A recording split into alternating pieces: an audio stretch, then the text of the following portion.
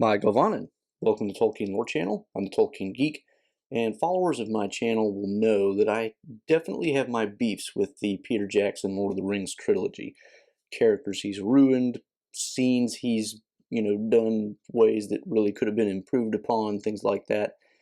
But there are some things that he put into those movies that are really, really good. And in this video, I want to go over some of them. And in fact, this video was originally going to be about just Peter Jackson's best innovations, changes and additions he made that are actually really good on their own merits.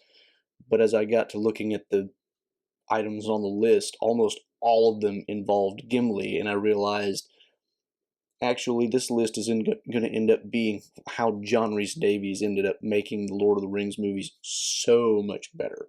So that's what this video is now. Maybe someday I'll come back to the other idea and talk about the scenes in terms of how Peter Jackson not necessarily improved on the original, but at least certainly made worthy additions or changes. But for now, we're just going to look at how awesome John Rhys-Davies is. So the first scene I want to talk about may in fact be my favorite out of all of these. And it's the scene after the company is departing Lothlorien, and of course the gift-giving scene happens where Galadriel gives almost every member of the Fellowship some kind of gift, and we don't get to see Gimli's in the way that we would normally see it, and this is why this scene was going to be on the list, is because in the book everything just happens kind of sequentially. She gives something to everybody and then gives it to Gimli's. Peter Jackson does it in a slightly different way, where Gimli kind of talks about his after the fact. And it's so well done by Rhys-Davies because, we see like him kind of muttering and not really getting to what he wants in the scene where Galadriel is actually giving the gifts. But then later, as he's in the boat with Legolas, who up to this point, of course, has been not the best of friends with him because elves and dwarves don't get along, but he ends up, saying, I've taken the worst wound of this parting, and henceforth I shall call nothing fair unless it be her gift to me. And Legolas says, what was her gift? And he says, I asked her for one hair from her golden head. She gave me 3. And just the way that he delivers that line is so, so fraught with all kinds of emotion and just how affected he is by Galadriel. And to top it off, of course, Legolas smiles in such a great way, seeing that, maybe there's something good in this dwarf after all.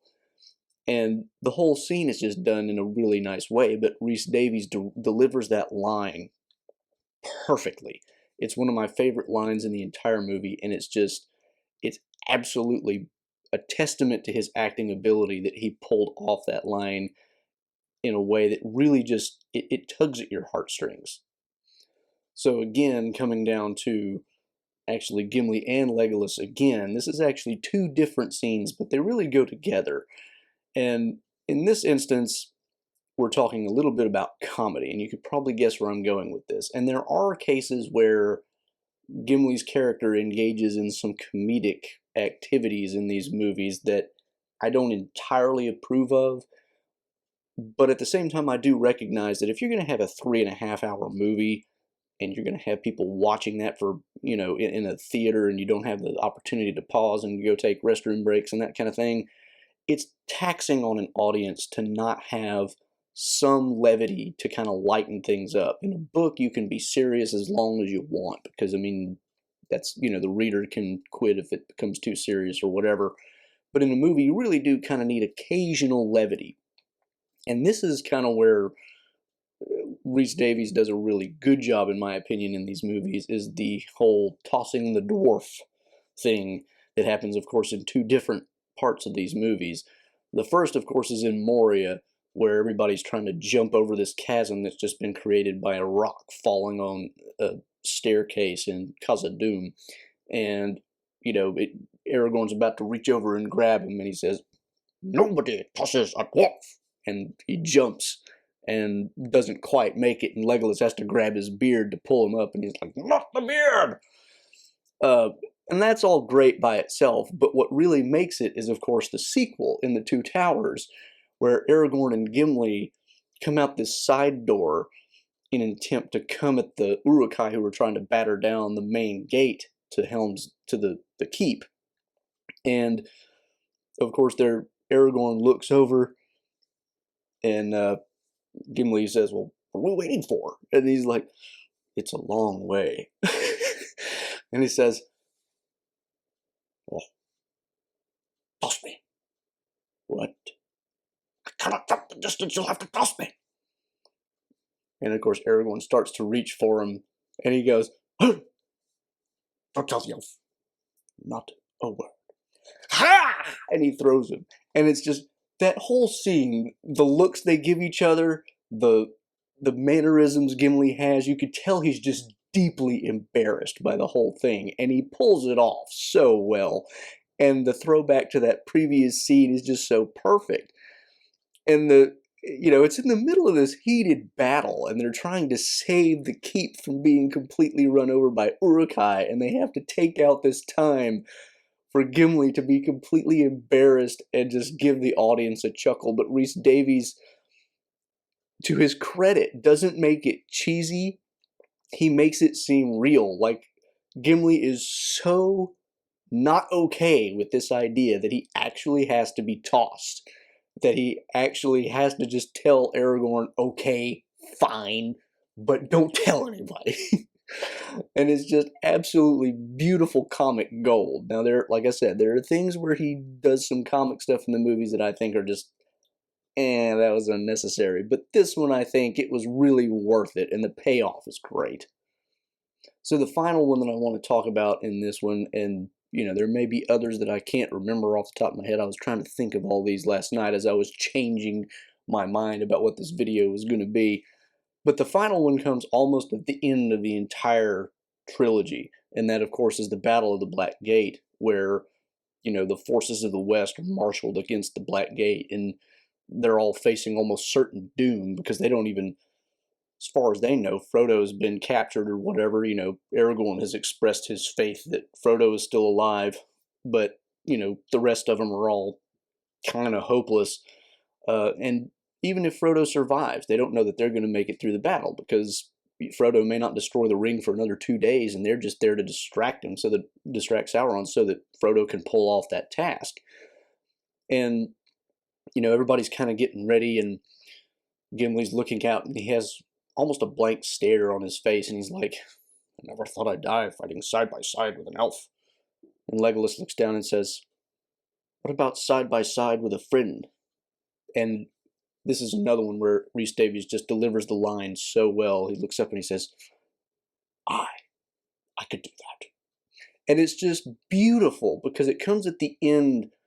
Gimli and Legolas's relationship is a thing of beauty in and of itself. And this is one of the things that I think Peter Jackson really does a good job at showing, because in the book you can tell it's going on, but it's a lot more impactful to kind of see it on screen because you can get a lot more of the emotion. They start off kind of hating each other, or at least having kind of like a, "I don't really like you, but we're on the same side" type relationship. And of course, then after Galadriel gives her gift and he gets all overwhelmed by it, Legolas starts to kind of, like him a bit more.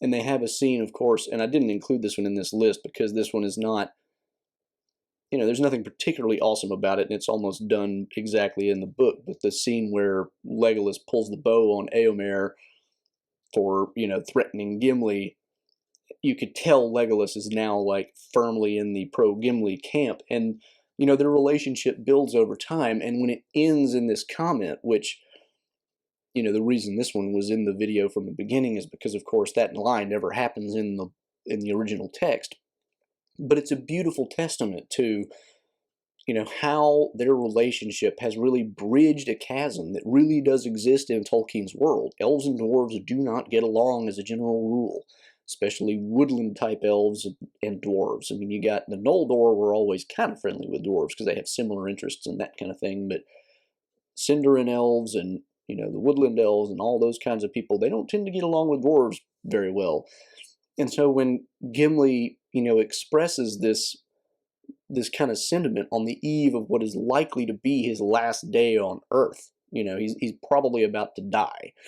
And he just remarks on the irony that, you know, we're an elf and a dwarf and we're about to die fighting side by side. What are the odds of that? It's kind of weird. And you almost wonder if there's still, like, the way he delivers the line, if there's just a hint of, you know, this is really not how I wanted to go. I would rather die fighting side by side with my own kin. And Legolas, you know, Orlando Bloom does a great job here too, and I'm almost tearing up thinking about this because it's such a beautiful scene. But Orlando Bloom delivers the line so well too. You know, he's like very reassuring and very just matter of fact almost. But, you know, how about side by side with a friend? And it's like Gimli's light bulb goes off and he's like, yeah, I could do that. And it's just, I am tearing up. I really love this scene, but I mean, it's an amazing piece of art, the way they pulled that off. And it's not in the original book, but it's a line that I think really encapsulates a lot of what goes on between Legolas and Gimli. And it's done so well, and both of the actors do a great job, but Rhys-Davies, of course, is the subject of this video, so that's what I'm focusing on. But he delivers his line really well, and it's just beautiful. Well, that got emotional, but those are the three top instances where John Rhys-Davies really does pull the movie to a higher level. And if you can think of any other scenes with John Rhys-Davies where he really goes above and beyond and makes the movie just way better than it otherwise might have been because he's just that awesome, please do leave them in the comments below. I'd love to hear about them, and we could talk about those. Otherwise, you can follow me on Twitter at JRRTLore for some occasional Tolkien-related trivia. And of course, you can please give the video a like and a share if you did enjoy it. And you can subscribe to the channel here. Don't forget to click that bell icon. You can support the channel here, and you can find 2 of my previous videos here. Until the next time, I'm the Tolkien Geek signing out for the Tolkien Lore channel. Namarie.